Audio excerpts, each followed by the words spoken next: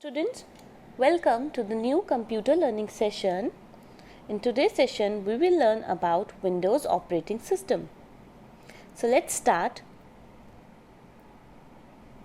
As we all know that a computer needs an operating system to work, as operating system controls the overall functioning of the computer. It controls the computer hardware as well as the computer software. Computer hardware includes the input devices, storage devices, as well as the output devices. Means all the functioning performed by these devices is controlled by the operating system. Also, all the softwares that are running on a computer is also controlled by the operating system.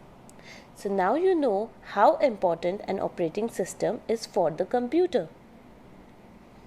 Also students, in the previous chapter, we have learned that without an operating system, our computer is a useless box, as computer cannot work without an operating system. So, if it cannot work without operating system, so it is of no use for us if it does not have an operating system in it. It is like a useless box. So now you know that an operating system is very important for our computer to work. Also students, in previous chapter we have learned about three kinds of operating system. The first one was Windows operating system, second one was Linux operating system, and the third one was Mac operating system. So today we will learn about Windows operating system. So let's start.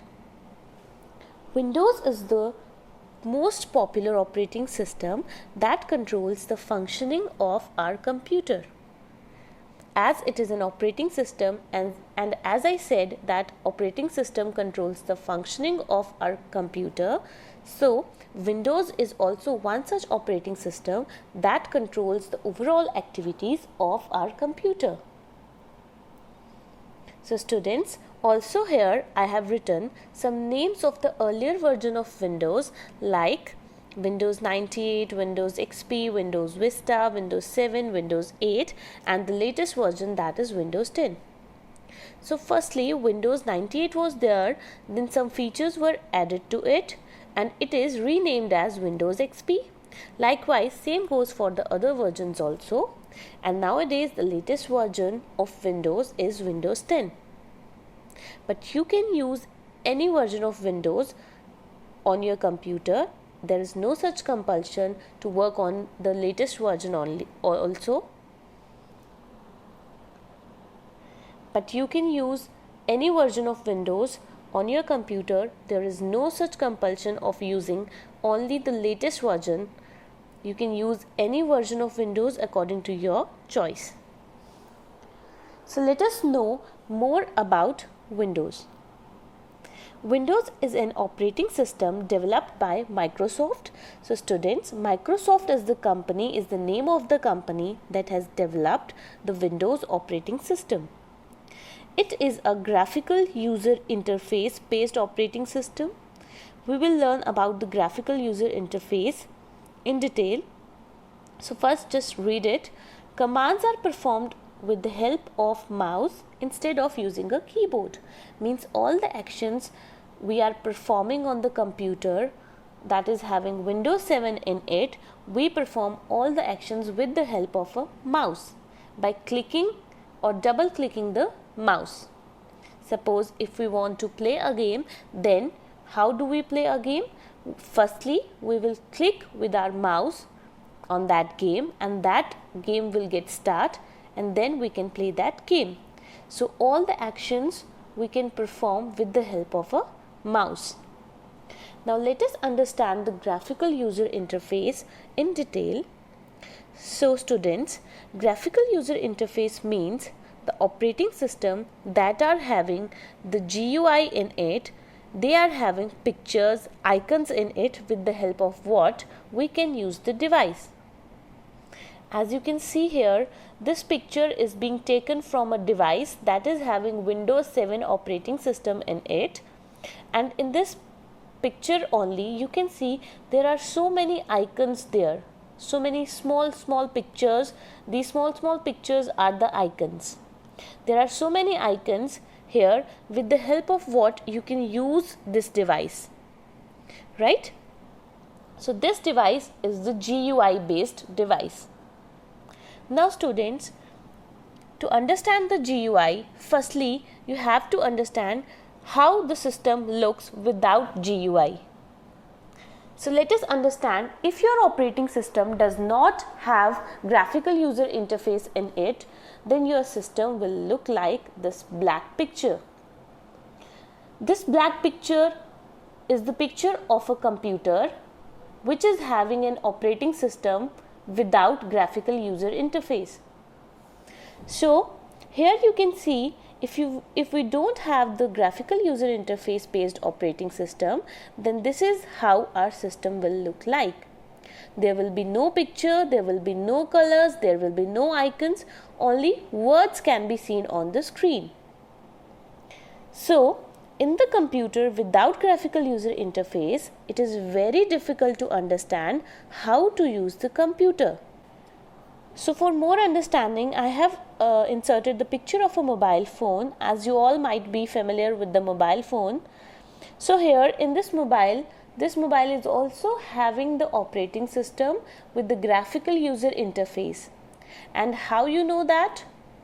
Because this operating system, this mobile phone, has small pictures, small icons in it, and from that we get to know that it is having the graphical user interface. Because we can use this mobile phone by clicking on these icons. If we have to open the camera, then I will click on the camera icon. If I have to make a call, then I will click on the phone icon.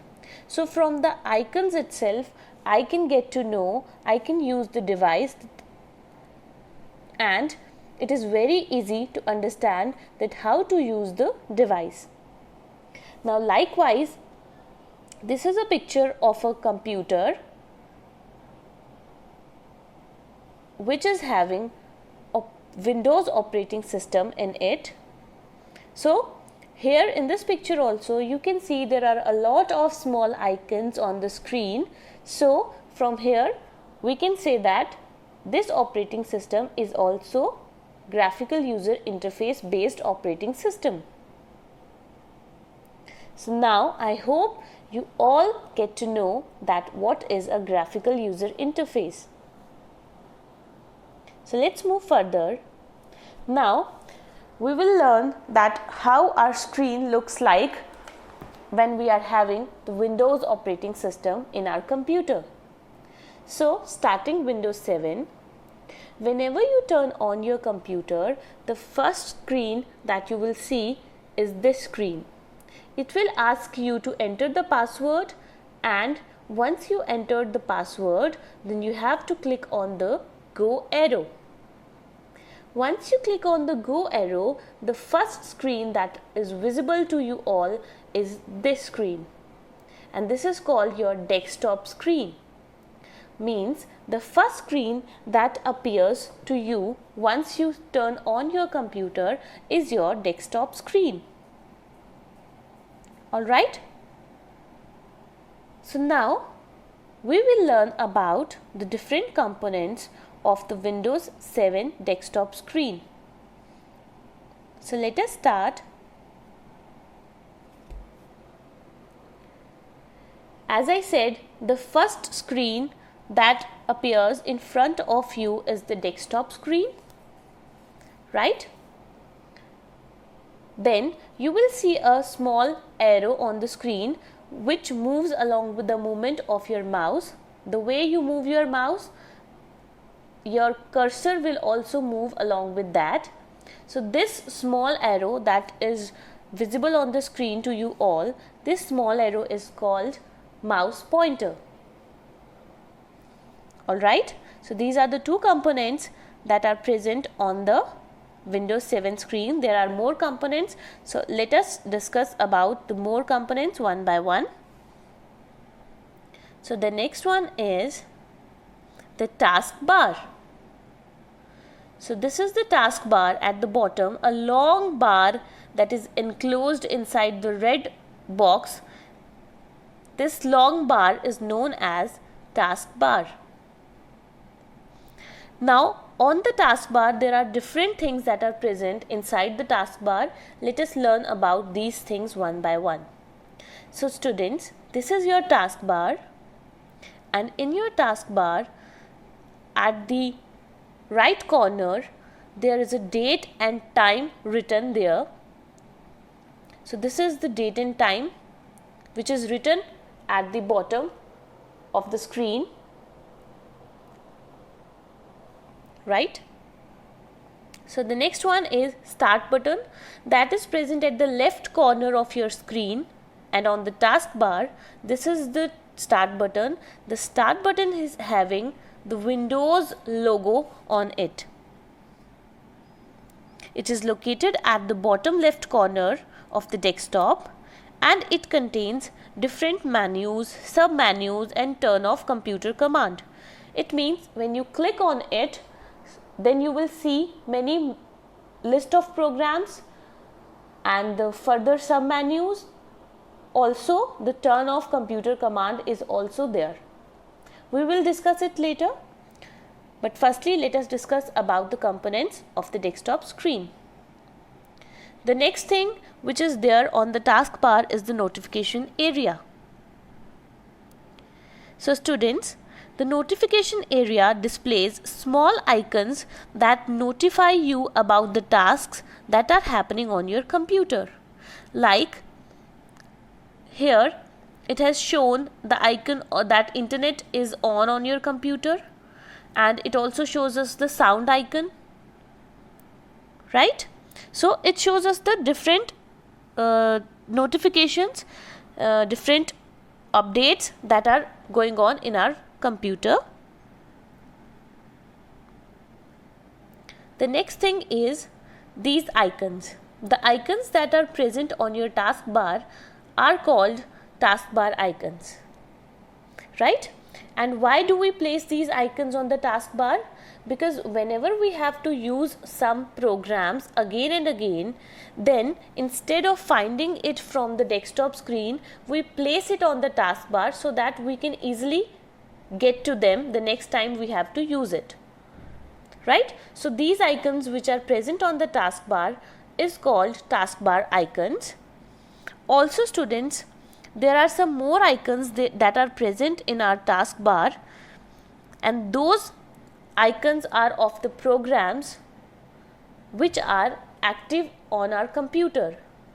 Like if I have opened MS Paint on my computer, then MS Paint's icon will also be there in the taskbar, because it will show me that on my computer MS Paint is open. MS Paint is active program in my computer. So it will also be displayed on the taskbar. So these are the things that are present on the taskbar. So the next we will learn about the start button. Once we click on the start button, we will see this menu there. Menu means list of programs that are available in our computer. Here you can see the list, and at the bottom right you can see there is written shut down. Shut down means to turn off the computer. As I said, when you click on the start button, you will see a menu, a sub menus, as well as the turn off computer command. Turn off means, students, when you click on the shutdown button, your computer will be turned off. So now you know, if you have to turn off your computer, first you have to click on the start button, and then only you can see the shutdown button. Alright. So now I hope you know about the different desktop components. Now in the next session, we will learn about how to start and close an application, how to turn on and how to shut down your computer, as well as how to restart your computer. Thank you, students.